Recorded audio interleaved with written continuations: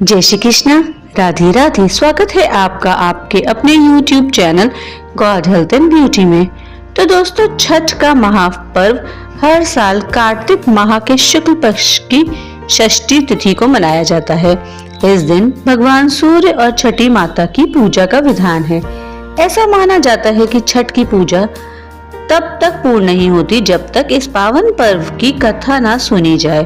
तो चलिए सुनते हैं छठ पूजा की पौराणिक व्रत कथा। तो सबसे पहले सुनते हैं प्रियव्रत और मालिनी की कहानी। पुराणों के अनुसार राजा प्रियव्रत नामक राजा हुआ करते थे, जिनकी कोई संतान नहीं थी। तब महर्षि कश्यप ने पुत्र प्राप्ति के लिए राजा के यहाँ यज्ञ का आयोजन किया। महर्षि ने यज्ञ आहुति के लिए बनाई गई खीर को प्रियव्रत की पत्नी मालिनी को खाने के लिए कहा। खीर के प्रभाव से राजा और रानी को पुत्र तो हुआ, किंतु वह मृत था। प्रियव्रत पुत्र को लेकर शमशान गए और पितृ वियोग में प्राण त्यागने लगे। उसी समय भगवान की मानस पुत्री देवसेना प्रकट हुई। उन्होंने राजा से कहा कि सृष्टि की मूल प्रवृत्ति के छठे अंश से उत्पन्न होने के कारण मैं षष्ठी कहलाती हूँ। माता ने राजा को अपने पूजन का आदेश दिया और दूसरों को भी यह पूजन करने के लिए प्रेरित करने को कहा। राजा ने पुत्र इच्छा से देवी षष्ठी का व्रत किया और उन्हें शीघ्र ही पुत्र रत्न की प्राप्ति हुई। जिस दिन राजा ने व्रत किया था उस दिन कार्तिक शुक्ल षष्ठी तिथि थी।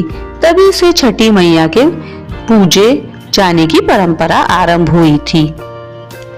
महाभारत काल में कुंती पुत्र कर्ण को दानवीर माना जाता था। कर्ण सिर्फ माता कुंती के ही नहीं अपितु सूर्यदेव के भी पुत्र थे। सूर्यदेव की कर्ण पर विशेष कृपा थी। कर्ण नियमित रूप से प्रातः काल उठकर सूर्यदेव को अर्घ दिया करते थे। तभी से एक पर्व के रूप में सूर्य अर्घ की परंपरा का आरंभ हुआ। इसके अलावा कुंती और द्रौपदी के भी व्रत रखने का उल्लेख ग्रंथों में मिलता है। ऐसा कहा जाता है कि द्रौपदी के छठ पूजा करने के बाद ही पांडवों को उनका हारा हुआ सारा राजपाट वापस मिल गया था। श्री राम और माता सीता ने भी रखा था ये व्रत। रामायण में भी छठ पूजा का वर्णन मिलता है। दरअसल भगवान राम सूर्यवंशी कुल के राजा थे और उनके आराध्य एवं कुल देवता सूर्यदेव ही थे। इसी कारण से राम राज्य की स्थापना से पूर्व भगवान राम ने माता सीता के साथ कार्तिक शुक्ल षष्ठी के दिन छठ पर्व मनाते हुए भगवान सूर्य की पूजा विधि विधान से की थी।